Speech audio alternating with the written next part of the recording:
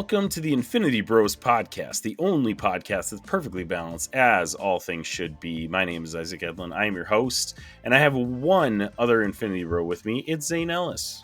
Hello, I'm doing well. Happy to be here. It's another Zane and Isaac mess around. Good old Zane and Isaac mess around, leading the pack. Yeah, absolutely. Zane, we used to poke fun at you for not being on the podcast a lot, and I feel like if we added up the amount of appearances between Infinity Bros, you're climbing the list. Oh, easy. You gotta be at least number 3 on the list at this point. At least. I'm top 6. You're top 6. I'm top sure. 6. Right, exactly. I feel like the last year and a half, you've been on a good at least 75% of the episodes we've had, because it's been you and me for probably 50% of those episodes. It's been me and you a lot. We're manning the podcast side of things while Robbie holds down the fort on Drip and TikTok and Instagram and all that good stuff. So yeah, it's been a good couple of years with you climbing up the ranks in the Infinity Bros. It's been fun. It's always a good time, You never know what you're going to get. For those of you guys who have not listened to the Infinity Bros, we're a group of 6 guys who love pop culture. We love superheroes. We love Star Wars. We love nerdy things. And we started basically just coming together and thought, you know what? We should just record this for the internet to hear.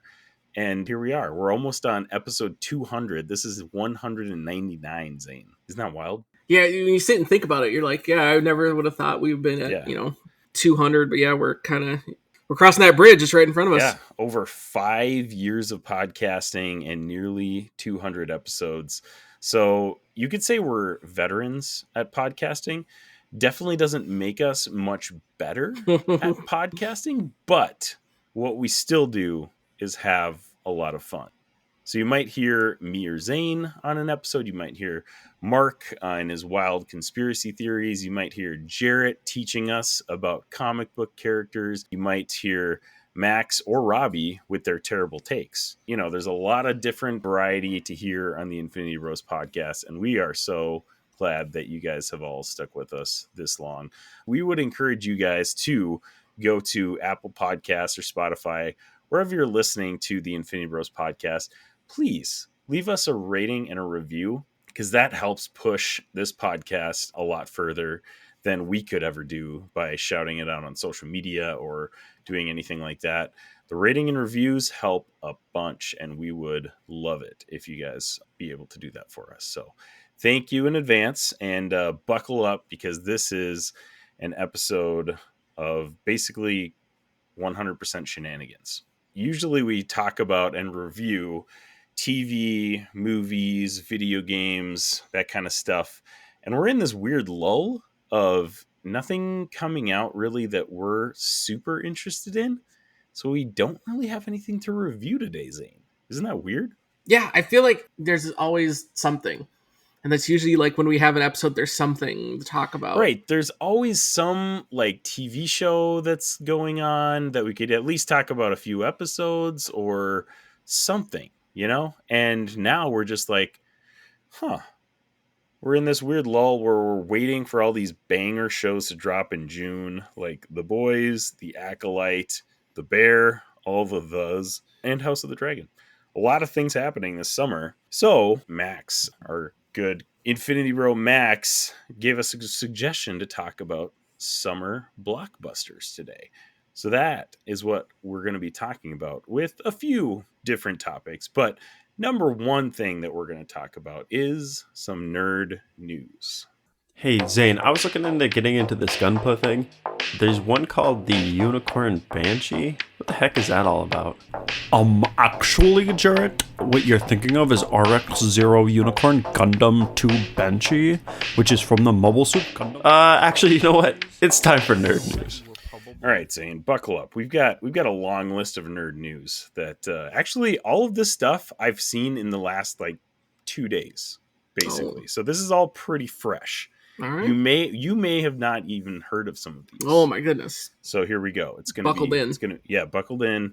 It's gonna be a wild ride. We also do review things on the Infinity Bros podcast, and we want to make sure that you know what that's all about. So we'll play our rating bumper right here. Here on the Infinity Bros podcast, everything is ranked from a 0 to 6 point scale. 0 meaning horrible, and 6 meaning absolutely excellent. If all of the Infinity Bros rank something a 6, it gets an Infinity Step. So if you hear us refer to something as a number, that is our rating system. We might end up rating a few things on this nerd news. We'll see what happens. But number one thing, Zane. So we're talking about summer blockbusters. And the big one that we're anticipating in 2024 is Deadpool and Wolverine. That is coming in July. It is going to be wild. The promotional campaign has already been wild. And speaking of the promotional campaign, Ryan Reynolds and others promoting the campaign came out with a new popcorn bucket, which we have we've thrown a couple pictures up in chat. They announced a while back that they were going to do a popcorn bucket, and everybody's like, funny, because the whole Dune popcorn bucket was like a little mini online sensation type of thing. And then they actually did it. They came out with a popcorn bucket that is pretty wild. I don't even have a whole lot of other terms to describe it, but it is basically Wolverine's face with the hole for the popcorn being his mouth. And I will not say a whole lot more than that. I will leave it up to your imagination. They put out a promotional video revealing it, and had melted butter running down his face, and yeah, it was very wild and very on point. Very on point for what this movie is. Like, yeah, the whole the Dune popcorn bucket was like unintentional, and you're just like, I don't get what the point of that was. Then the internet made it hilarious. Yes. Now we have this was intentionally made to be hilarious. Completely intentional. Completely the opposite way. And it's still, the internet's going to run with it. And it's totally on brand for what this is. And yeah, it's going to continue. But if you had any doubts that Deadpool and Wolverine was going to be held back by Disney, this is unequivocal proof that is not going to happen, because this is a obviously Disney-backed movie that has some very strong implications that is not Disneyfied at all. Some interesting things to look forward to in the promotional campaign. And I think we may have mentioned it on a previous episode, but they started playing promotional ads for Deadpool and Wolverine in movie theaters now. If you go to an R-rated movie, you will hear Deadpool and Wolverine telling you to shut your effing phone off multiple times. So the promotional campaign is in full swing for Deadpool and Wolverine. Do you think this is the movie that's going to make the most money this year, Zane? I don't see what's going to beat it. Yeah. I don't see anything else that can top it. Like, not only of the hype that it's been built, the fact that like people have just been clamoring to have like a good, like a superhero movie that like you want to go see. Mm-hmm. The MCU's just been kind of on a downswing a bit. Like, this is kind of a big moment, not only for kind of getting the proverbial like comic book movies back on track, but this is just going to be a big movie because everyone's hyped about this. The marketing, everything about this has been very well done, and I think people just want to go see it, because even just as a casual fan, you can connect to this, because the first two Deadpool movies were fantastic. And even people that have not been like big superhero fans, I feel like are drawn to this movie because of Hugh Jackman coming back as Wolverine. I feel like that was the big splash. I mean, obviously that got announced years ago now, but man, it's crazy that it's coming to a head and we're seeing these trailers with him in it as Wolverine. It is just bonkers. And I feel like that's the thing that's going to get people to see this movie, whether they're superhero fans or not. I think this is very, very high potential to make over $1 billion, which again, for an R-rated movie is wild. Obviously, you either need to have parental supervision or is it 17, I think, to see an R-rated movie? I don't remember what the age is. 17 or 18 or something like that. Yeah, something like that. So that limits ticket sales initially, but I think one of the Deadpool movies made $1 billion. I don't remember which one it was. It had been done before. Oppenheimer almost made $1 billion last year. I think it slowed down at like 950 million. So like it has happened before, but it is not very common to see an R-rated movie cross $1 billion. This one, it's almost like a sure thing that this is going to cross $1 billion. Like, I think anyways. It's like you said, I don't know what else could beat it, because like Dune Part 2, I feel like is kind of everybody's big movie this year, and that I think last time I heard it was like 600-700 million. Like it still is not close to $1 billion, and I think theater going in general just seems to be on the downtrend this year. Like we just aren't seeing people going to the theaters because stuff is just coming out on streaming like a month later. So why not save, $20 and see it in your home where you're comfortable? It's that big movie that has enough draw that will get people to the theater. And that's what this movie is going to be, because everyone's going to want to go see it. And not only does everyone of wanting to go see it, but it's going to kind of have what like the Avengers and kind of that late of the MCU stage. People want to go see it because you don't want to get spoiled on anything. Yeah, true. This is going to be a massive spoiler movie for sure. Like, back when Endgame was coming out and there was that massive campaign online, because like Endgame was kind of when spoilers started being a thing. Mm-hmm. I think before that, the internet was just like generally like respectful of that kind of stuff. Nowadays, it's like the next day. It's on the internet. It's all over the timeline. You see it whether you're trying to avoid it or not. Now that they have and Ryan Reynolds put out a post probably a couple months ago now, like saying, please do not spoil this for people. Like basically begging people to keep all this stuff a secret. It'll be interesting to see how long that lasts, because there were definitely some trolls out there for Endgame that were like, intentionally spoiling things for people. But now the culture is just shifted to seeing that stuff so quickly online that I don't know how it's going to go. You're going to have to get to the theater probably that first opening weekend to avoid all spoilers for that movie. And they've said multiple times too, like there's a ton of stuff in this that will be spoiled. So like you gotta watch this one early. Deadpool and Wolverine, it's gonna be fun. Some wild popcorn buckets. And I wonder too if they're gonna come out with a Deadpool one, because obviously that's just the Wolverine one that we got. So we'll see what happens. But that's the one that got revealed today. So that's probably enough. Will they stop with that? Probably not. They're probably exactly for draining all this for all it's worth. Wild stuff. All right, next bit of nerd news, Zane. This is going to interest you slightly. As a fellow Jurassic Park fan, Mahershala Ali might be paying a visit to Isla Nublar. The Oscar-winning actor is in talks to join the new Jurassic World sequel, which is in development at Universal. He has not signed to join the cast yet, but already announced has been Scarlett Johansson, Jonathan Bailey, Manuel Garcia Rolfo, and Rupert Friend. So there's already a pretty decent cast on this. Mahershala Ali is fantastic in anything he's in. He would be an amazing addition. The question about this to me is, what does that mean for Blade? Because we have been hearing so much junk about Blade that it's just getting pushed back. New directors, new script. Mahershala is still connected to Blade at this point, but I don't think we're going to get this until like late 2026 or later even, because it seems like no progress has been made. And I don't think it's him like jumping ship, because like you can make it work if you really wanted to, be in those, like just look at Nicolas Cage, like dude's in 6 movies a year. If you really want to make it work, you can make it work. I don't know, man. What do you think about this? Obviously you're a big Blade fan too. So what does this mean to you? All right, hear me out.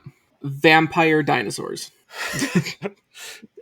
You're getting me a little excited. Shows up as Blade to fight the vampire dinosaurs. He plays Blade in the Jurassic World sequel.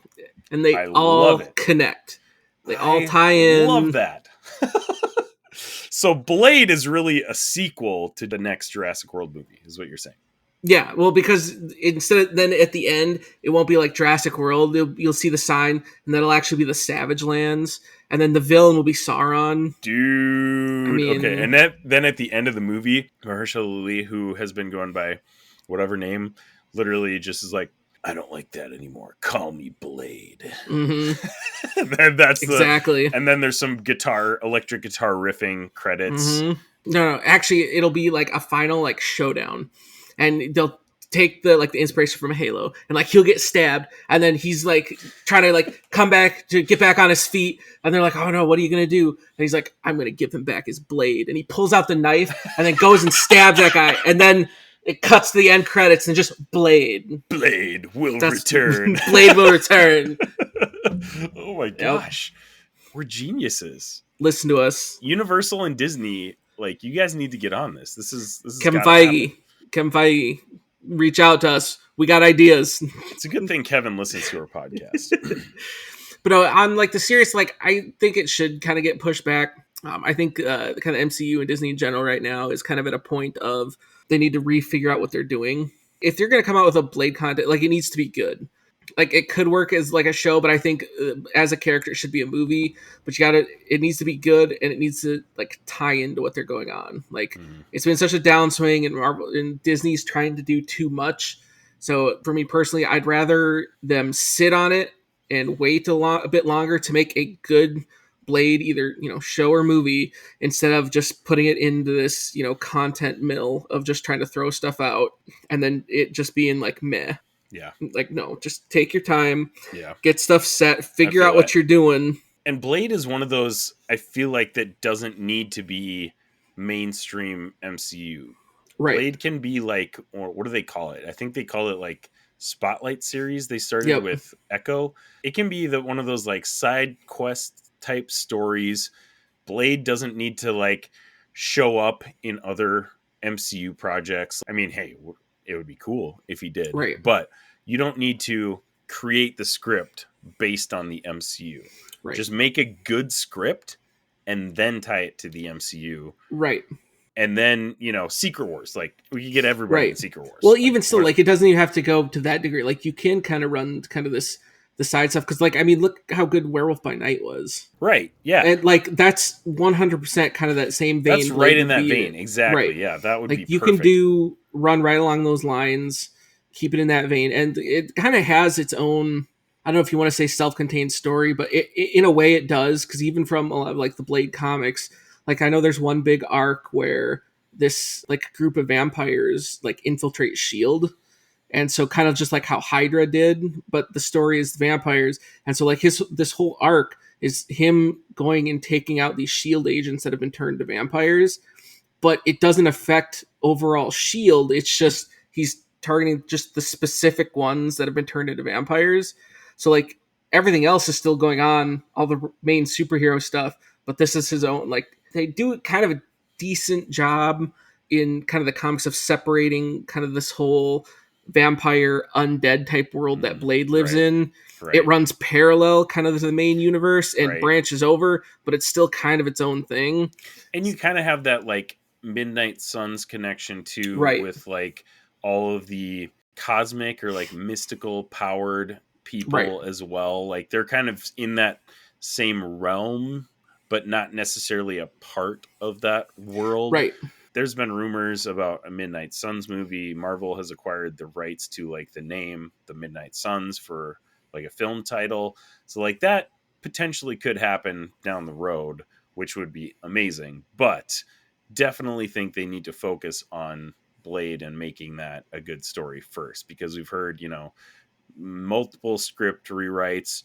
Mahershala Ali, I think he's pretty involved. So like, he knows about the script and has been like working with the writers and stuff like that.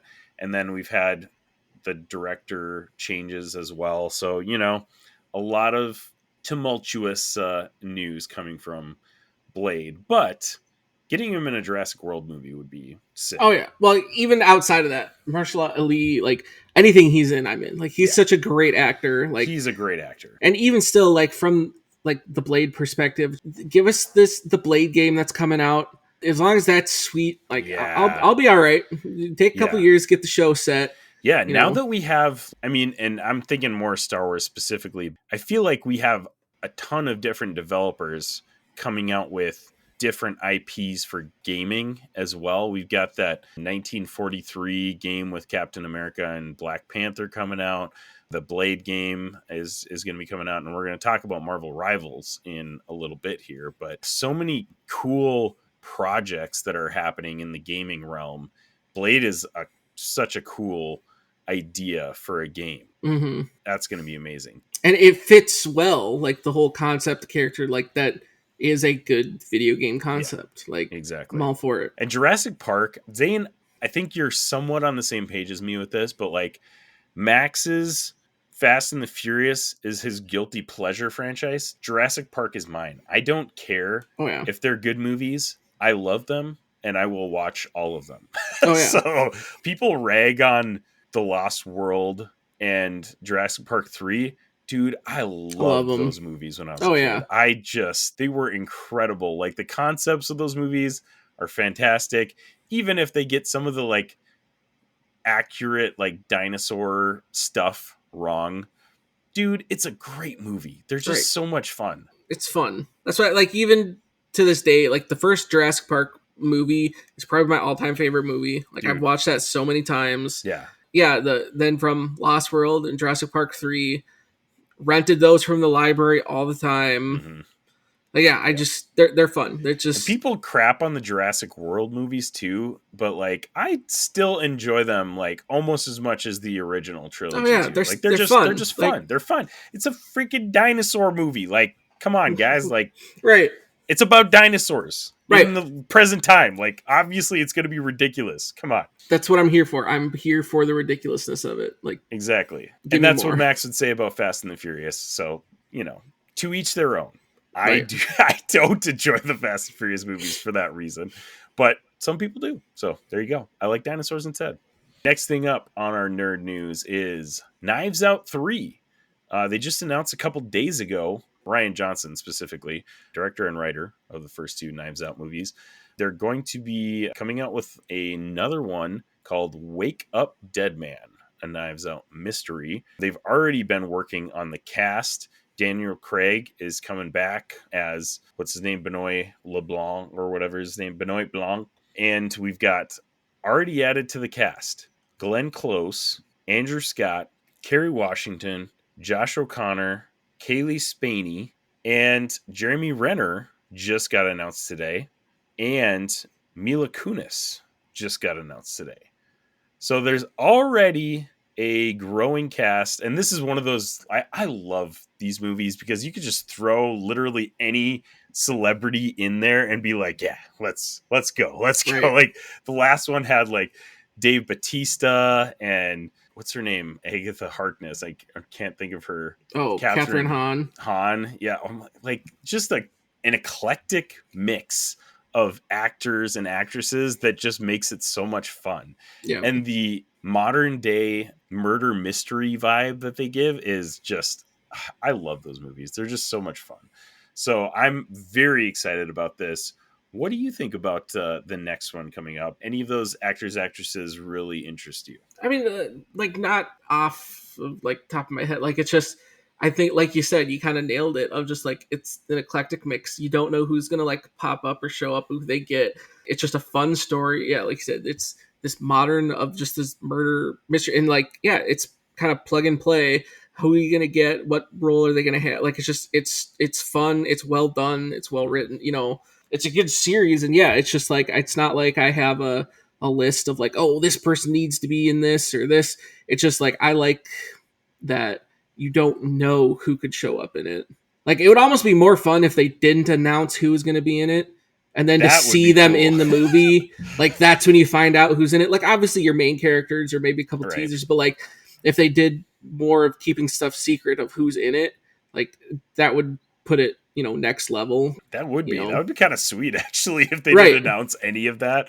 If they just, like, the first time you knew about it or saw it was on screen, that would be sweet. Right. Like, that would be, I mean, in this day and age, like, it's just like, almost impossible. I'm sure you still could do it if you tried really hard to keep everything a secret, but it would be tough with all of the media reporting on everything, and yeah, it would be tough, but it would be so cool. It'd be fun to like just like all of a sudden this random person, dude. Honestly, you know what? Okay, so maybe slight spoiler to people that haven't seen Dune 2, but I watched that not knowing that Christopher Walken was in it, and when he showed up, I was like, "What? Christopher Walken is in this? Like, what the heck is going on right now?" And that was probably more to me being uninformed. Like, he probably was announced and all that stuff, right? But the fact that he was like threw me off a little bit. But at the same time, it was really cool to see him just like show up and he actually nailed his role. He wasn't too. He's one of those actors that like he just basically plays himself in like most of his roles. He's fantastic, but every role that he plays, he's Christopher Walken. Right. He's very clearly Christopher Walken. And he actually like did a really, really great job in Dune Part 2. So like, yeah, seeing that kind of stuff, like just getting surprised would be pretty fun. Those movies are great. Definitely excited for Knives Out 3. I would assume that since they're casting now, that's probably going to be like 2025 release or something. Probably like a good bet. Yeah, it'll be interesting because they had like a very limited release in theaters for Glass Onion and Knives Out. You probably would have to drive a certain amount unless you're in like a big city to see them. Like very limited release. So it'll be interesting to see if Netflix is like, you know what, this is like a good franchise that people want.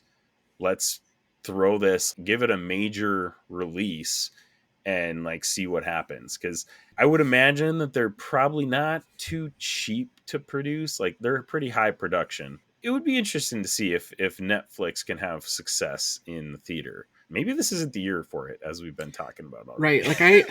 Like even still, like I think in general, like those things have never fully made sense because like I'm already paying for Netflix to go pay to see the movie. Like right. I just watch it on Netflix.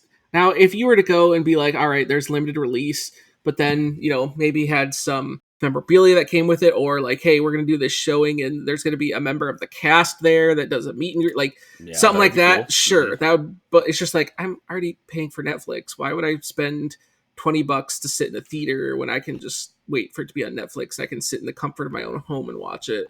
Yeah. Like I get some people fair. Like the theater experience, but yeah, especially just the way everything is now. It's just, at least that's my personal opinion on it too. I'm just like, if you're releasing concurrently, that's fair. Like I would probably do the same. But if you're giving it like a 2 to 3 month head start, okay, yeah, like I could see that too. Probably go see it in theaters. I mean, depending on like for me, obviously, like I've got kids and stuff, so like the only movies I go to really are kids movies with the kids. Like I can't get out by myself to watch a movie. If I had the ability to, that's something I would go watch in theaters if there were like a couple month head start on streaming on Netflix or something like that. It's fair. All right. This is the piece of news that I specifically picked for you, Zane. Oh. Chris Hemsworth is in talks to lead the G.I. Joe Transformers crossover movie at Paramount. They announced that we're gonna get this G.I. Joe Transformers crossover. It's kind of been rumored for a long time. Okay, it wasn't been rumored. This was the end credit scene of the last Transformers movie. Oh, okay. Well, I have definitely not seen the last like 3 Transformers movies. Well, spoiler alert. Yeah, no, okay. What is the name of the most recent one that came out? I couldn't tell you. So they basically did like kind of a reboot of the Transformers series.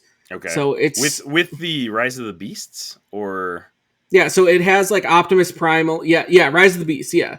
I couldn't remember what the subtitle was. Okay. But yeah, it's basically a reboot. So it's all different people. Like it restarted like, hey, the Autobots got trapped here. Like it's kind of reset the story. It was reset. I didn't know that, honestly. Yeah. So it reset the line, and the end credit scene for that movie is the kid that's been the whole adventure throughout the whole movie. A government agency takes him, we want to interview you, blah, blah, all this stuff. And then they bring him down like this bunker and it lights up, and then there's the G.I. Joe symbol. and Wow. they want to. And so yeah, so this whole thing was teased in the end credit scene of the newest Transformers movie. That's hilarious that I didn't even know that Yeah. was a post-credit scene. The fact that it's a combination of my ignorance and the non-popularity of that movie. Oh, right. I think people like Transformers fans, from what I've heard, did enjoy that movie. Oh, The it was Rise fun. of the Beasts. Yeah. I thought it was fun. But yeah, I saw this news and I was like, this is Zane news right here. Oh, 100%. Chris Hemsworth, what do you think about him leading the G.I. Joe Transformer crossover movie? Oh, I think it's awesome. Like, Chris Hemsworth has the star power. Like, people will go watch because it's Chris Hemsworth. Mm-hmm. And, like, I think he's also has that action hero. Like, he's perfect as that lead coming in from that aspect. It's just, like, I think it's a great casting choice. And, yeah, I'm excited to see what they do with it because I think it's two IPs that are fun that you could cross over. I think there was, like, a super limited, like, comic run that they kind of did way back when. That's where that idea comes from. I mean, like, obviously Hasbro like owns the IPs together, but yeah, that's what I was kind of wondering. Like, where does this crossover come from? I'm pretty sure, I don't remember if it was the 80s or 90s. They did like a 6 episode, like a mini series in comics, and that was it. So it's like they did it a little bit, but it was just like, oh, that's kind of cool. And then it was basically like they just teamed up, and then the Autobots and G.I. Joe then teamed up to take down Megatron, and just a fun, like I said, it was just a quick little mini series. And they're like, so it's like, this is one of those crossovers that like no one asked for, like no one wanted, like no one even thought about it, but it's here. And it's one of those crossovers that then you look at it and you're like, well, this is actually super fun. It actually kind of makes sense a little bit. Like, right. It makes sense. And you're like, I shouldn't say that. It doesn't make sense, but it could be fun. Just looking at it, I'm like, okay, this looks like it could be a fun action movie. Well, right. Well, I think it makes sense from the aspect of like, you're taking two IPs that kind of already just like are out there, not out there, but they're just like based on toys that were super popular. They both had really popular and, cartoons, big in the 80s. And you think about it, any kid, growing up when you're younger in your toy box, people had G.I. Joe action figures, people had Transformers action figures. And I think there's some nostalgia in there because you played with it, and, think of all the toys, you grew up with. You made your own stories, and your Transformers are fighting your G.I. Joes, and your this is fighting this, and you just had these. So it has this crossover, but it almost has like that toy box feel. So I think there's probably a bit of like a tag of nostalgia to it, just because you're having these two childhood franchises that you really don't think of being together, but then you're like in that fantastical childhood mindset. You're like, yeah, why not? This is sweet. Combine these. I'm all for it. Why not? And he also plays Optimus Prime in the upcoming Transformers 1 animated movie that is coming to theaters September 20th. So like he's got a foot in the door in the Transformers franchise already. Right. And you're right though, like Star Power, I've watched a decent amount of behind the scenes stuff with Chris Hemsworth, and the dude just genuinely seems like a nice guy. You can't really say that for all celebrities these days. So it is kind of nice to see. It's just like refreshing to see like a nice guy in that kind of capacity. So yeah, I'm rooting for the guy. And he just is a very handsome gentleman. So right. Absolutely. He can't go wrong with Chris Hemsworth. So right. Last bit of news, Zane. This is for both of us. Both of us saw this news and we were very excited about it. Marvel Rivals, which is a 6v6 superhero team-based PvP shooter that just got done with its PC closed beta, is coming to PS5. They are going to have a closed PS5 beta in the month of July this year. And this is incredible news because we've seen clips of gameplay online. Obviously, some people have gotten the chance to play it in the closed beta, and it looks phenomenal. It's basically like Marvel Overwatch. I'm not even a PvP guy, but like this looks great, and I'm definitely going to be trying to get into that closed beta to test it out a little bit. So what are your thoughts on it coming to PS5 so soon? I know for me, I thought this was going to be like a year plus before it came to consoles. So the fact that it's coming so soon before potentially, I don't even know if they have a official release date for the game yet, but before a potential official release date, that's pretty dang quick in my eyes. Yeah. Well, I think that was more the surprise because usually you figure, go on PC and then, maybe 6-9 months, let everything get, figured out there. And then that's when they start crossing over. But it just seems like, yeah, this is seems like it's out of nowhere. That's like, oh, yeah, it's PS5. They just finished the closed beta for PC not that long ago. But like, usually when they, at least in my experience of like when they do closed betas for things, like they tell you like beforehand, hey, we're doing it PC. Here's when the, PlayStation beta will be. Here's Xbox, or the console beta. Like when they launched this and announced the beta, like there was no mention of console. Nope. Like I think they mentioned that they were going to work on it in the future, but there was no mention for it at all. Right. Mm-hmm. And so this just close to like I didn't really even have it on my radar because I was like, oh, this is going to be something a year later. Yeah. And then all of a sudden that ends, and then now literally just drops today. Oh, by the way, we're having a closed beta for PS5, and not only that, but it's literally in a month, month and a half. Mm-hmm. Like Yeah. it's not like it's 6 months down the road. So it's Right. like a little bit of a blind side there. I feel like just because you usually that gets announced together quicker, but yeah, no, I'm here for it. Like Yep. I'm not gonna say like I'm the hugest like Overwatch or like that style of game. Like they're me they're neither. fine. I've played them. I'm not a PvP guy. Like I just don't gravitate towards that type of Right. game. But I mean, it's Marvel. Right, exactly. Like The they're fun gameplay and I looks enjoy it. great. Right, and it's the IP you like, Yeah. so it's just like absolutely. I'm here for it. Yeah, Mhm. I'll try to want to get into the closed beta too. And I Yeah, think, it just looks fun. I think it's supposed to be free to play as well. It is, yeah. I believe it's free to play. Yeah, that is another huge factor. There's going to be this was announced at the PlayStation State of Play presentation, which we didn't really get a whole lot of other news from, unfortunately. But this was exciting.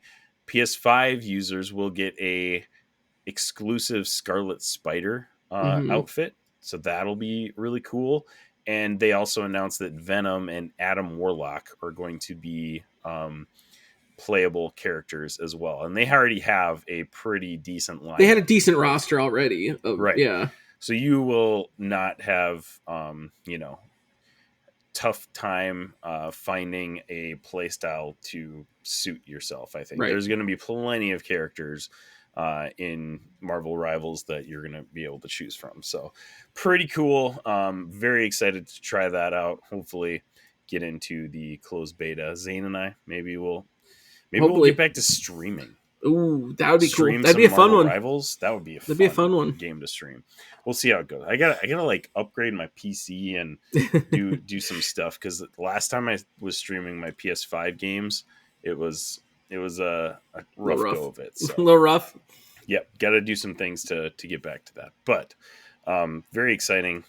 Looking forward to Marvel Rivals coming to PlayStation 5 in July. So that's it for nerd news, Zane. It's a lot of good news for us. I feel like that's very Isaac and Zane suited nerd news. Yeah, I think that was on par. On par. Exactly. Very much on brand with us.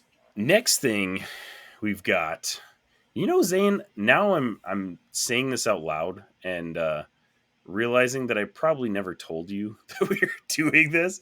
So I will go first to allow you some room to think, but now it's time for some hot and snot. Hot or snot? So I'm going to go first to let Zane think a little bit. But I honestly have not. We've been super busy with the girls, like finishing up school, and Holly finishing up teaching for the year. So I haven't been able to dig into a whole lot. But after the Fallout series came out, I started looking into which Fallout I should play first. I have dabbled in the very first one. That's like the computer RPG Fallout. And I do like those kind of games, but it was very long and tedious for the first like hour that I played. And I was like, you know what? I got to get something that's more like up to speed, basically. So upon recommendation from the Infinity Bros, I started playing Fallout 3 a couple weeks ago after the Fallout series aired. And so far, I've really been enjoying it. It really does feel like a post-apocalyptic, like Skyrim, basically, Mm-hmm. which is pretty much my jam. Like, I think I still prefer the like fantasy type of genre Right. as opposed to the post-apocalyptic. Been very much enjoying it. Been getting super sidetracked on side quests. The only thing about that one is like it doesn't really give you a lot of direction as to like what you should be doing. It Yeah. literally is just like, here's every single quest known to Right. man. Do Yep. whatever you want. Yep. And I'm like, I don't know what to do.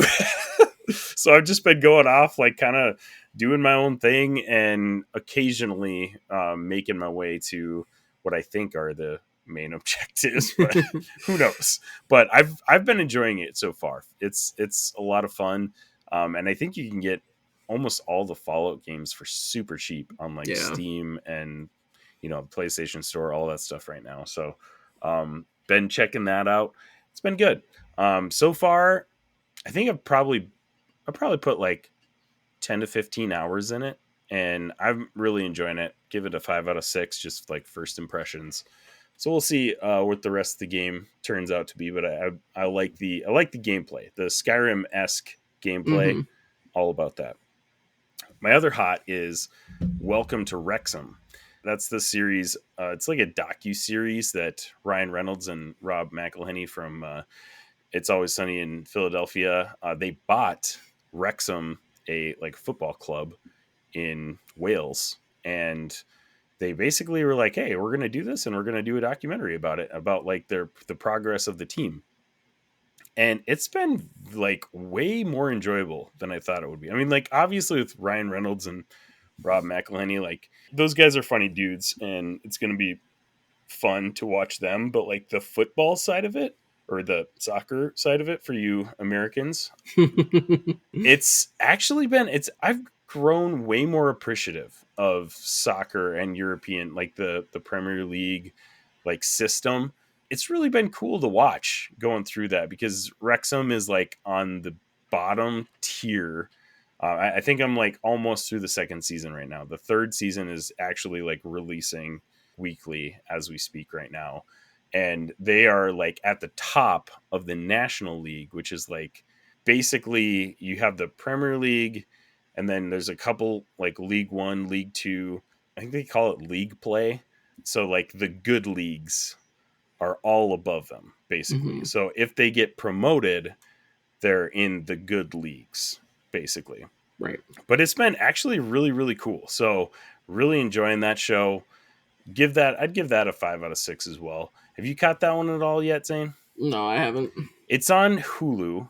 Actually, it's pretty easy to binge because the episodes are only like 20 to 30 minutes long. If you like Ryan Reynolds and Rob McElhenney, you'll enjoy the series, even if you're not like a soccer fan. I think I'd equate it to like Ted Lasso in the sense that like I have basically zero interest in soccer. Like I just don't enjoy it at all. And when you describe to people that Ted Lasso is about football coach that goes to coach soccer, immediately some people's brains just turn off and they're like, no, I'm not watching that. But Ted Lasso is not about the soccer. And I think this series, well, it is definitely about the soccer. It has given me a much better appreciation of like just the history of football, basically. Right. And so that's really cool. And Wrexham, like I'm like pretty close to like wanting to get a Wrexham like jersey or shirt, like because I'm a sucker for like a underdog sports story. Right. So Sure. it's pretty cool. So yeah, I'd give that one a 5 out of 6 as well. It's pretty dang good so far. Check it out if you've got Hulu. And then I've got two that actually I've got one. So I've got one that I couldn't decide whether to put on my hot or snot list because it's like right in the middle. So last night, Holly and I were looking for a movie to watch, and I'd seen a few people recommend The Idea of You, which is a rom-com with Anne Hathaway. And I was like, oh, Anne Hathaway in a rom-com? Like, yeah, let's go. Like, I'm not a big rom-com guy, but like, it's Anne Hathaway. Like, yeah, she's great in everything. So Right. So we were like, oh yeah, let's check this out. And it's about a 40-year-old, which is Anne Hathaway, who is divorced and falls in love with a 24-year-old pop star. So All right. I don't know. I don't know that there's anything that I could tell you that would make you want to watch this. Like, it's not bad. It's not like the best, rom-com I've ever seen, but it's not bad. It's just like right in the middle of those, like, yeah, it was a good one-time watch. Probably never going to watch it again, but it's not one of those movies that you just like grab onto and you're like, oh yeah, that was Right. great. So, and actually I'd never heard of the guy that is the main lead in it. And I just saw a news article that he is casted in the live action Masters of the Universe like movie that they're working on, or I don't even know if it's a series or a movie, but I think he's casted as He-Man. Oh, so, and he didn't look Okay. like that huge or ripped or anything. So I was like, oh, I don't know, okay, All right. cool. Well, maybe that'll work. I don't know. He was a pretty good actor, but yeah, it was. I don't know. This is a typical rom-com. I'd give it a 4 out of 6. Like, it's fine. Nothing too special about it. But if you're an Anne Hathaway fan or a rom-com fan, you probably enjoy it. And then my snot is my latest Nick Cage movie. Oh no. Yeah. I mean, there's a lot of Nick Cage movies that fall under snot, unfortunately. But it's why we love. It's why we love him. It's why we love him. Exactly. But like, there are some of those that like they're so bad that they're still super fun to watch. Like, I was talking with somebody on social media about Willy's Wonderland. That's one of my favorite Nicolas Cage movies. And he never says anything. Like, he doesn't have a line. Doesn't have a line. It's so ridiculous that it's actually like super fun and like enjoyable to watch. But this one, unfortunately, was not like that. It's called Between Worlds. It's streaming on Amazon Prime. And Nick Cage is this trucker who like randomly meets this chick who can bring people back from the dead. And I'm like laughing in my head just trying to describe this movie. So her daughter gets into a motorcycle accident and she tries to bring her daughter back from the dead, but instead she brings Nick Cage's late wife back in her daughter's body. Oh. Well then, no. Yeah, so like you already get where I'm going with this. It's a terrible movie. Huh, all right. Yeah, I don't know, dude. Like this is 2018. So this is like right when he gets into his, and he had a few probably earlier, but like this is peak like horror Nick Cage. And I don't even think horror fans will enjoy this one. Like it's not good.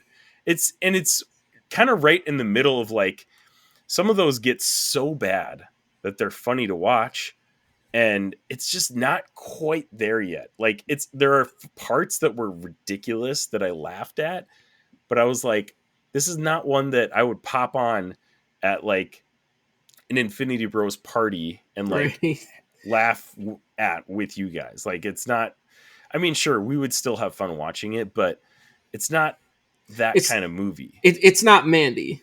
It's not. Oh gosh, we would have fun watching Mandy, dude. Oh, right. Yeah, that's a wild one. Yeah, but it was very bad. The acting is bad. The CGI, worst CGI fire that I've ever seen in my life. Okay, I'm gonna spoil this because I'm begging you not to go watch this movie. Yeah, I wasn't planning on it.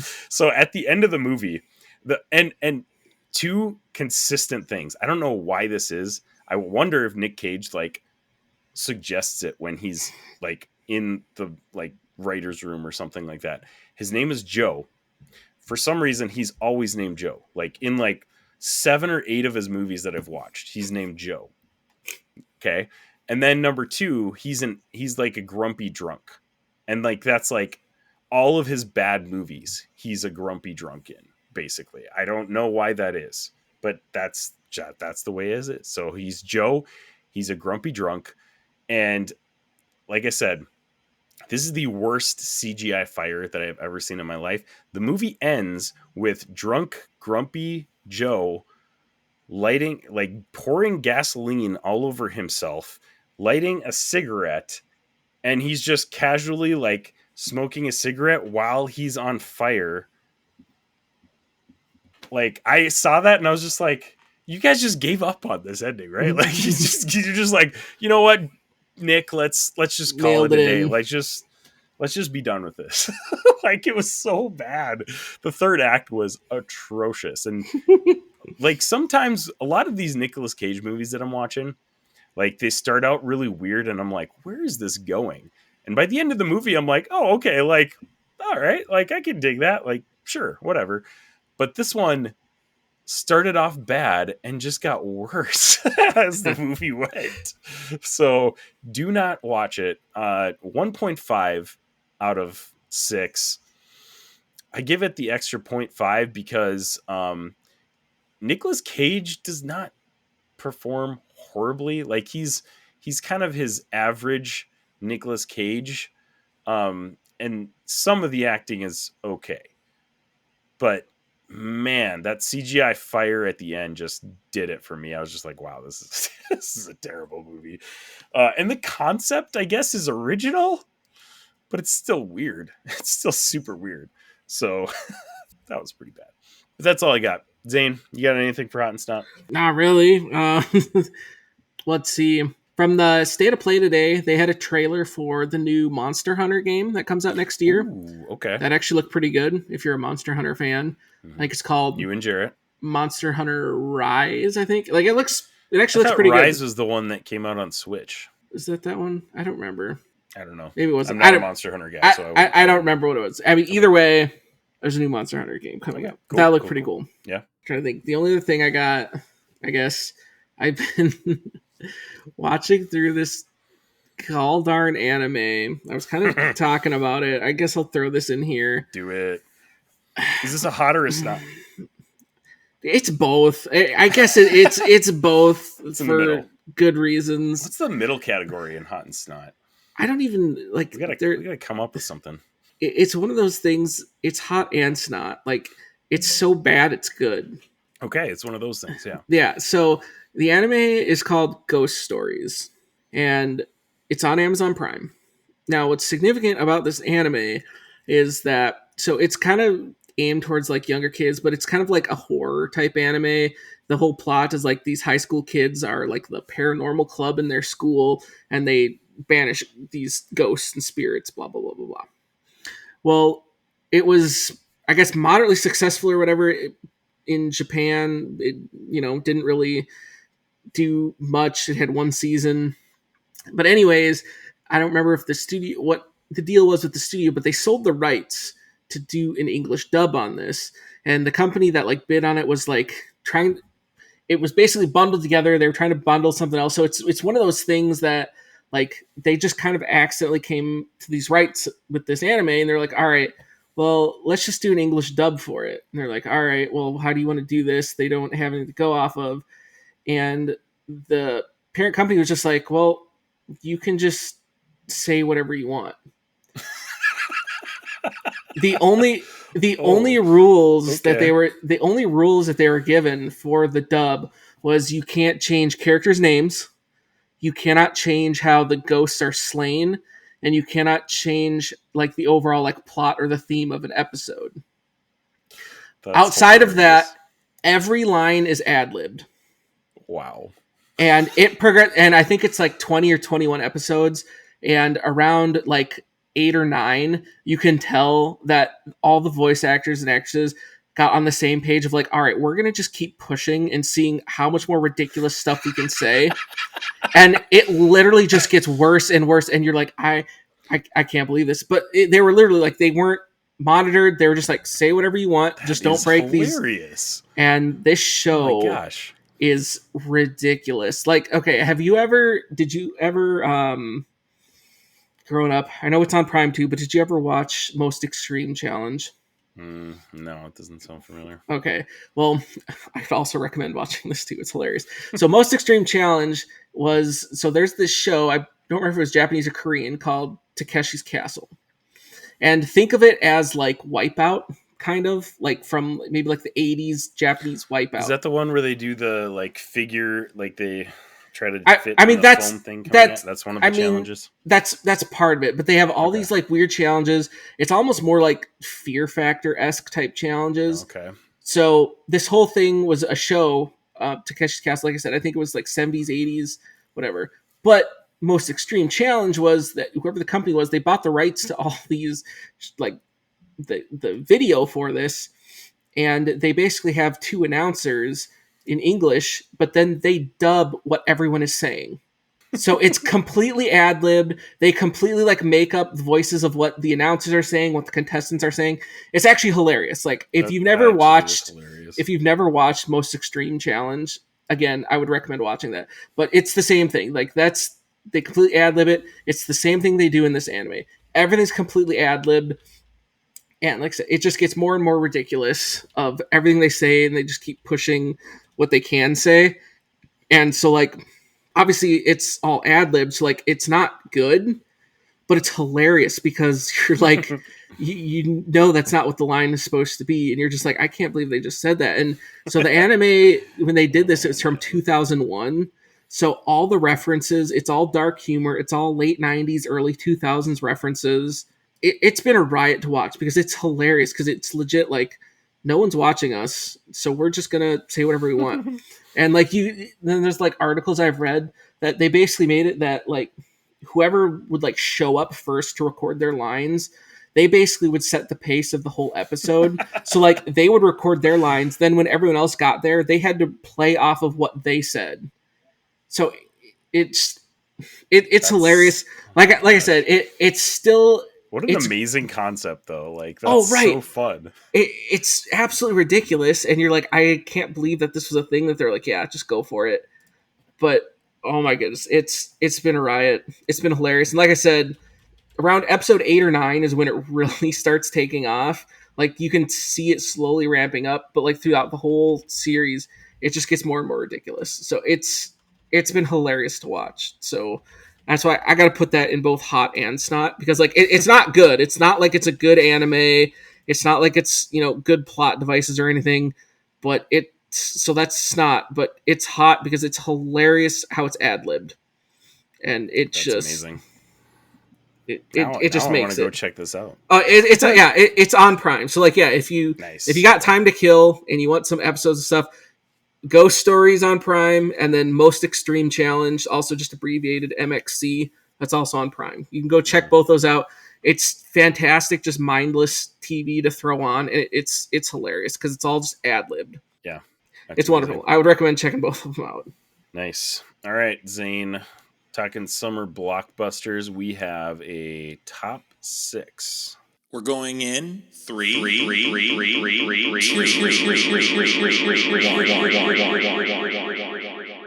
You're entering the top 5 on the Infinity Bros podcast. Starting now.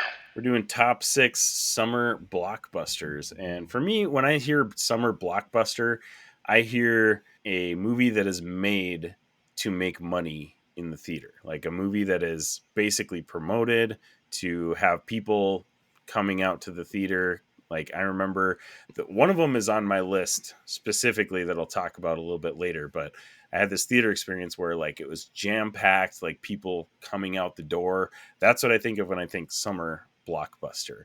So, and obviously there's been summer blockbusters back to, when theaters became a thing.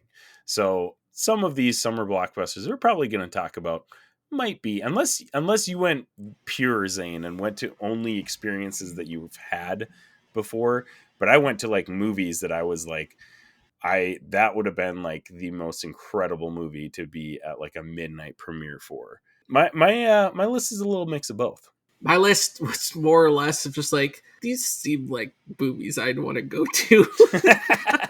That too. I don't know if it's necessarily full blown like on like Blockbuster, just because like everyone has different movie tastes. Right. Like Yeah. it's also more so of movies that I feel like, hey, these would be like kind of like you said of movies that like you should see this in a theater. Mm, Like it just seems that way, but it's right, just like yeah. there's only so much you can go from that. But it just like I don't know what's gonna Yeah. make money, what's not. But it's just like what seems like, hey, you should go see this in a theater. So if you disagree with our definition of summer blockbusters or disagree with any of the movies that are on our lists, hit us up on social media. You can email us at infinitybrospodcast@gmail.com or go to theinfinitybros.com just for fun, to listen to this episode and stuff. Or like that. you can just deal with it because these are Or our deal with it, opinions. exactly.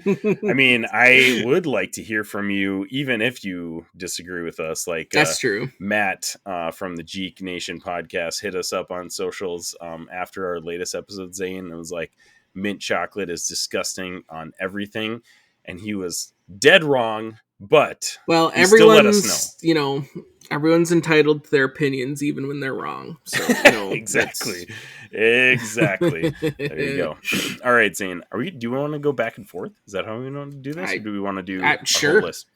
I mean, All right. I think it's more fun back and forth. Back and forth? All right, here we why go. Why not? You go ahead. What's your number 6? My number 6 is the Borderlands movie. Ooh. Like, it's fun. Like, I mean, yeah, it's kind of has that stigma. It's a video game movie, but like, I don't know. I feel like there's a chance that this could be a fun one. And I just feel like the premise could be fun to see in a theater if they do well. Because it's flashy characters, flashy premise. Why not? Big stars. Hold up, Zane. We might be on different pages here. Did you do all movies that haven't been released yet? Did you do all movies that are coming out this summer? Well, yeah. You just said Summer Blockbusters. What's coming out this summer? I should have been more specific. I guess so. Tell you what. You said the list was Summer Blockbusters. You keep your list. I meant like past Summer Blockbusters. Oh, you definitely did not say past Summer Blockbusters. I definitely did not say that. But you keep your list, and we could have different lists. It's fine. So, in this sense, we probably should go separate then, because we're going to confuse people, probably. Because I did ones that I have been to in the past, and ones that I had liked to have gone to.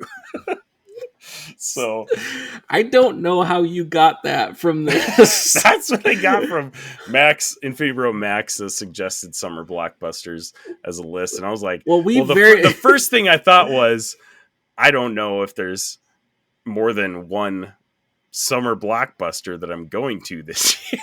Like Deadpool and Wolverine. Obviously, I'm going to that. But besides that, I was like, I don't know if there's another one I'm going to. I definitely read that as your top 6 summer blockbusters for this summer of what you this is an episode of just pure shenanigans. So I mean obviously, this is fine. This is exactly what this episode needed. It needed this wizard hat from it really did my beautiful wife Holly. So thank you. It really did. That's just extra. And speaking of this beautiful wizard hat, my number 6 is actually Harry Potter and the Deathly Hallows Part 2. So Holly actually got me into Harry Potter, like the fandom, when she was in high school.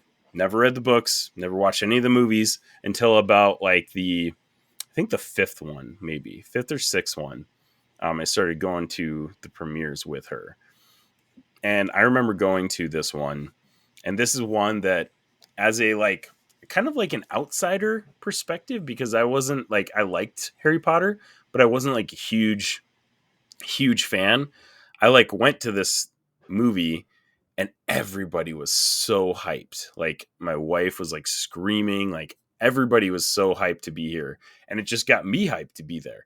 And it was just a really, really fun experience. And it was like a perfect way. Like as much as you may or may not like Harry Potter, the IP, and if you're a book purist or whatever, there's a lot of differences from the books to the movies, but Deathly Hallows Part 2 was like the perfect movie to cap off the series of movies that they had come out with. And it was just a really cool experience to like be there in the movie theater. So that one is my number 6. All right, Zane, what's the number 5 movie that you want to go to this? My number 5 that I want to go to this summer is Twisters. Ooh, Which I guess you could flip this, the first one of Twister. I guess you could consider that a True, summer blockbuster. true.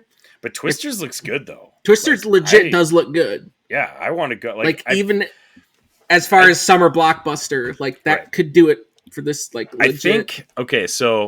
I think Twisters was one of those movies that I heard they were making a sequel, and I was like, why?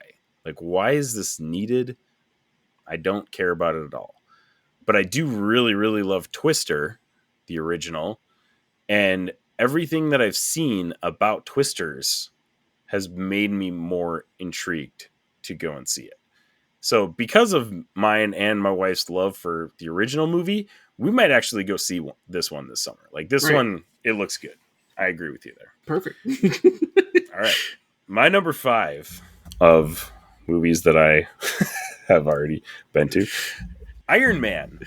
That was 2008 high school vibes. That was back when like midnight premieres were just like getting going. Like it was just becoming a thing. And that was so cool because I remember going and that was like before I was a big superhero fan. Like I liked the Tobey Maguire Spider-Man movies. That's kind of what sparked my love for superheroes. But I went in not knowing anything about Iron Man in this movie.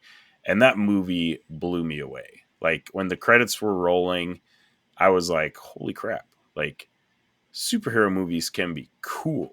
Right. And like, yeah, again, I love the Spider-Man movies, but when I saw that one, I was just like, holy crap, this is different. And then it went on to become, the MCU that we know and love today. So there you go. Number 4, Zane. All right. Number 4 for me, I have Trap. So with Trap, we're continuing the summer and streak of Josh Hartnett just come out with banger movies. But the reason why this one's, so I'll hit with the premise of this. So this is the movie where the Josh Hartnett plays the dad. He brings his daughter to a pop singer's concert, and then they lock the whole concert because apparently a serial killer's loose at the concert. Mm-hmm. And the reason why I have this kind of listed, not only am I interested in seeing it, but it's also an M. Night Shyamalan movie. And you either love M. Night Shyamalan or you hate him.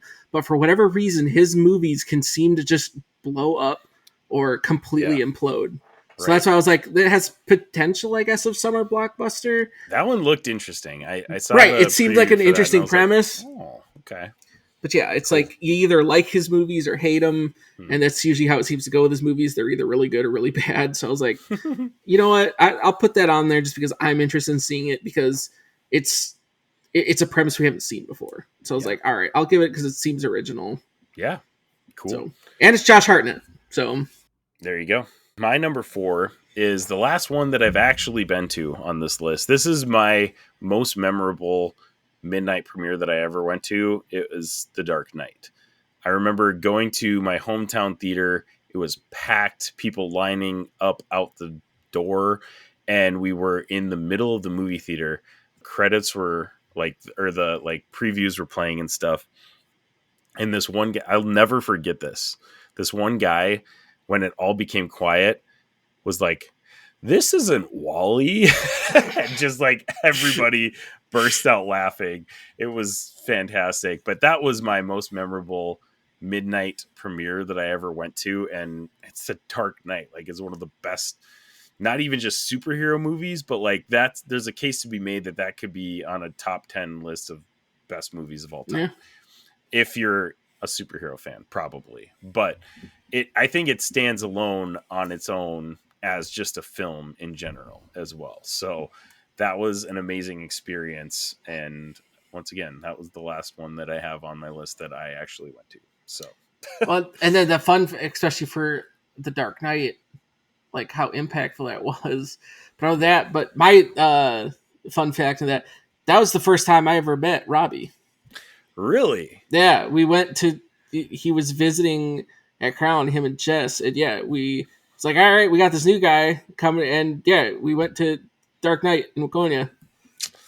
First time I ever met Robbie, and here we are. Friendships being forged over the movie theater and The Dark Knight and the roots of the Infinity Bros. I wish I would have got back in my car and went home.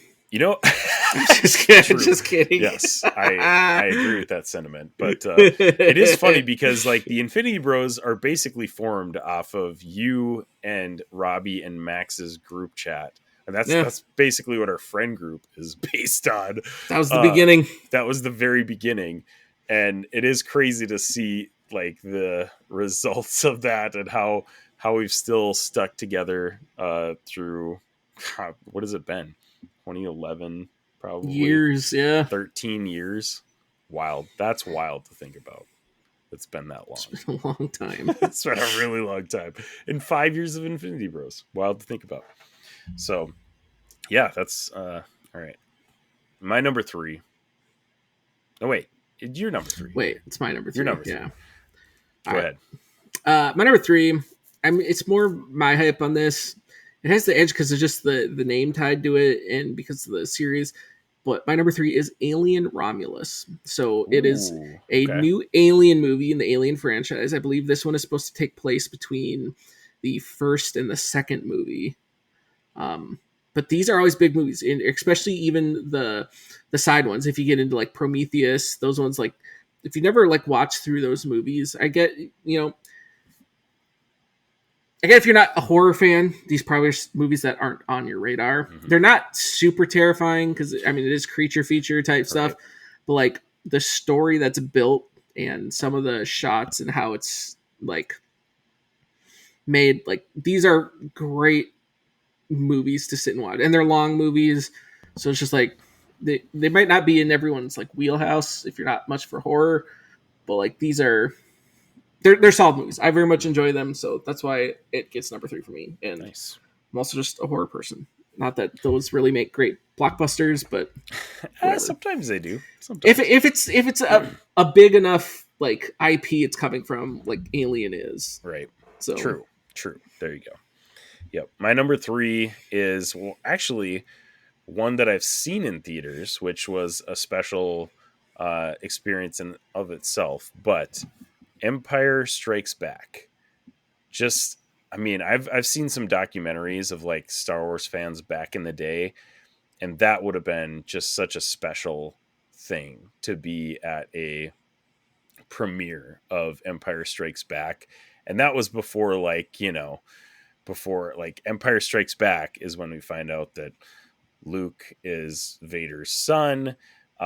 It's where we find out, that's the one that we find out that Luke and Leia are brother and sister, correct? Or is that Return of the Jedi? It's Return of the Jedi.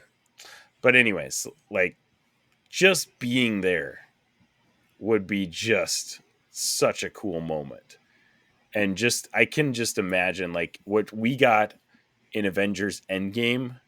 Like Return of the Jedi probably honestly was their Avengers Endgame. Like, but being there for Empire Strikes Back, like one of the best movies ever made, would have been something really, really special, especially as a diehard like Star Wars fan. So that's what I got from number 3. Solid. Yeah, that'd be a sweet one. Like if you had a time machine to go back, like that would be interesting. Right? That'd be a cool one. And when theaters were coming back after COVID and they didn't have any new movies to show, they were showing like these older movies, and Holly and I went to Empire Strikes Back in the theater, and it was really cool. It was so fun to see it on a big screen. Right. That's awesome. Yeah. All right. What's your number 2, Zane? My number 2. All right. This one is just a pure Zane pick. Like, there's no way this will ever be a blockbuster. This whole list is I know pure Zane list. It is, but I had an idea in my head and I ran with it, so I'm sticking with it. You and I had different ideas. But. See, I think this one, I could probably get you to come to this one with me, even though it is horror. So number 2 for me is Longlegs. Oh, yes. Because I was like, you got a serial killer played by Nicolas Cage. But we don't even know the whole, because it's all this cult angle. We know nothing about it. Nothing about it. Like I said, there's no way this is going to be a blockbuster, but I watched this trailer. I watched the trailer again today, and I'm like, dude, like that was a very well done trailer. Like the trailer for this is 6 out of 6. Trailer is phenomenal. It's phenomenal. I got a little like I got some goosebumps like being creeped out by this trailer because Yep. you don't see. Okay, this is, I don't know if you're not a spoiler person for trailers, like skip ahead a minute, but like, so this trailer, I mean, I as a Nicolas Cage fan knew that he was in this movie Mm-hmm. as I'm watching this trailer, and I'm like watching for him. You don't see him. The very like last 5 seconds, he says a line, and it is one of the creepiest deliveries I've ever heard from Nicolas Cage. Right? Like it gave me goosebumps a little bit. So let's chalk this up on the schedule, dude, because that would be absolutely a phenomenal one to go to with you. I think Yes. that would be really fun. So yeah, that's why I had to throw that one on there. I was like, I'm with you. I'm very excited for that one. Let's do it. All right. My number two and one are ones that I just consider like some of the best movies of all time. So being there at the movie theater on a premiere night would have been just very special. My number two is Raiders of the Lost Ark. Man, to be there, and these top two movies again, like these are what I think of when I think people say like blockbuster, like cinema, like this is what you're there for. Just the feeling of film, like that kind of stuff. Like I feel like the nerdy film buffs in like film school and stuff like that, and they're probably off, arguing about Citizen Kane or something besides that. But that's what I feel like when I'm like thinking about these films. Raiders of the Lost Ark, and to be fair, it's not even my favorite Indiana Jones movie, but it's the most iconic one by far. It's just pure cinema to me is Raiders of the Lost Ark. So I think that one would have been so cool to go to a premiere night of. All right, Zane, number one blockbuster for 2024. What you got? All right. Well, I mean, I think this was, before I say my number one, just because I want to at least have us somewhat on the same page. Mm-hmm. Can I at least throw out some of what I remember as some of the summer movies that I went to? Yes, please do. All right. So the ones that I'm remembering that stick out to me from growing up, like you said, Iron Man. So some of the ones I'll throw in, like I remember going to the midnight of Return of the King and Two Towers. Ooh, I remember those. yeah. I cannot remember the Fellowship of the Ring, but I do remember Two Towers and Return of the King. Those are cool. I remember Transformers, the first Transformers. And I don't remember the first. I think it's another one. I don't remember the first, but then of Pirates of the Caribbean. Dead Man's Chest and At World's End. Oh, those are fun. Those are blockbuster movies, dude. Well, and that's why I was like, I wanted to come back and say that because it's like to get on the same page because those were those big blockbusters. Like those were those, stills that kid you're going to the midnight showings, tension in the air, right? Like, you could just feel it. That you were watching something like epic, like that. Yeah, that feeling exactly. And even now, looking back, you can rewatch those trilogies, but it's always that thing of remembering of like, well, we didn't know what that next movie was going to be. That excitement of like, what's this next piece of that story? And I guess I was just throwing those the further ones back, but obviously you got to put Avengers Endgame, the Avengers, all those obviously, but those are more recent. But those ones just stuck out to me because like I remember those midnight showings because it's just like as a kid I remember like my parents weren't huge nerds, but like my dad went to us with those midnight showings because it was just like it was such a cool thing. But going back for my number one, obviously no surprise, like it's Deadpool and Wolverine. Like tied in this summer, like we talked about it earlier. Like I don't think it's just going to be a summer blockbuster. It's probably going to be the biggest movie of this year. Yeah. I just don't see anything beating it. So yeah, I mean, I'm like, maybe if we talk about this in the future, then I can add this to my summer blockbuster list of previous blockbusters. There you go. But yeah, that's my number one. I don't, man. Now that I'm thinking about it too, like I don't think there's another movie that's gonna come close unless we get a weird like cultural phenomenon like we got last year with Barbie and Oppenheimer. Like I just don't see anything else topping Deadpool and Wolverine this year. Like I just can't see it.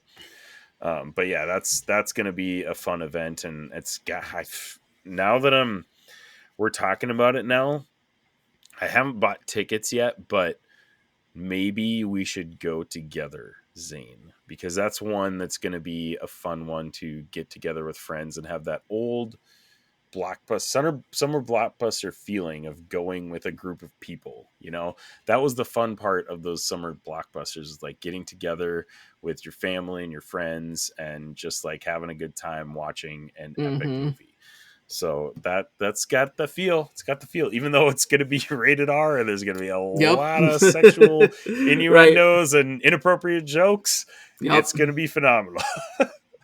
So my number one of summer blockbusters is, I think it's my second favorite movie of all time. I say that because for those of you who have been following the Infinity Bros, Into the Spider-Verse is obviously my number one. But this one is one that I would have very much liked to be at a premiere for, and it's Jurassic Park. We already talked about how that's like kind of our guilty pleasure franchise. Jurassic Park is just, that's cinema to me, man. Like, that's just like, you get that feel good of like, you sit down and you want to watch a movie. Jurassic Park is always up there on my list of like, what could we watch? Jurassic Park? Maybe. Right. My wife would say no every time, but I keep that on my list of like, if I'm going to watch a movie, that's one of them. And being there at the movie theater on a premiere night for Jurassic Park would have been such an epic experience. Would have been so cool. I'll have you know, Isaac, if you ever suggested watch Jurassic Park to me, I would never tell you no. Just, Thank you, Zane. Just Thank a little bump me a little higher than Holly on that. Just, did you hear that, Holly? Did you hear that? Exactly. Yeah. I've never say no to Jurassic Park. Holly, to be fair, indulges me with pretty much most of what I like to watch and do and stuff like that. So thank you. She will never listen to this, but thank you for watching all those things with me. Like up until this like past year, I think we've went to almost every single Marvel movie together. And then I went to the Marvels by myself because I was like, you know, like this might not be that good. Like you don't have to go if you don't want to. But it was actually not that bad. It wasn't as bad as I thought it was going to be. But that was the one that I was like, you know what? You've earned this. You can stay home and read a book or, you know, do whatever, right. Do whatever you want to do. You don't have to come to this one. You don't have to come to this one with me. But yeah, she is my forever date to the movie theaters, and 95% of the movies that we go to are my choice. So thank you for coming to the movies with me all the time, Holly. And Zane, I'm looking forward to going to some movies with you this summer. I think absolutely. Always. Summer blockbusters. Let's go. I'm getting like hyped. This is like a random episode that we didn't even review anything, and I'm getting hyped about going to summer blockbusters. Get hyped. Let's go. Okay. Putting it on the schedule. We're gonna go see Longlegs and Deadpool and Wolverine together. Yes. Let's do it. All right. Honestly, we got to look around for Deadpool and Wolverine tickets because at some of those big theaters, they're probably going to be pretty well packed at this point. I know at my small town theater, there are going to be seats available basically until the week of. So we got time, but we'll definitely talk about that post. Gotta find something post podcast. So that's right. Yeah. So listeners, thank you so much for sticking with us for this long. Let us know what summer blockbusters you're looking forward to, and let us know what some of your favorite summer blockbusters that you went to were. You can hit us up at theinfinitybros.com. You can check out all of our social media to let us know, and you can email us at infinitybrospodcast@gmail.com. And if you would please go and rate and review us on the podcast app of choice, that would be very appreciated by your Infinity Bros.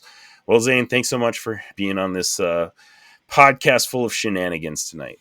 Always. It's always a fun time. It's what we do here. Always a good Isaac and Zayne mess around. Look at that. We talked for like an hour and a half on stuff that doesn't matter. Right. At all. Right. Literally.